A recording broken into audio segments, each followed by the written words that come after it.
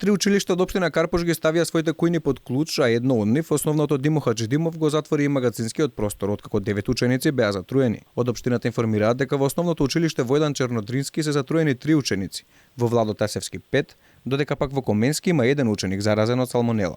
Од општината за Алфа ТВ велат дека компанијата која врши достава на храна во засегнатите училишта е Ванила Фуд. Според познавачите, децата веројатно се затруле во петокот, кога за појадок имале мекици без јајца, а за ручек спањак без месо, но со кисело млеко. Надлежните во текот на вчерашниот и денешниот ден земале брисеви од сите работни површини во сите основни училишта. Фирмата која врши снабдување со храна во сите основни училишта во Карпош сама побарала вонреден преглед.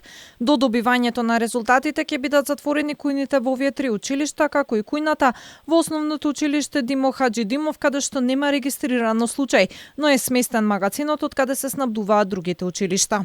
Резултатите од анализата на примероците се очекуваат најдоцна до сабота.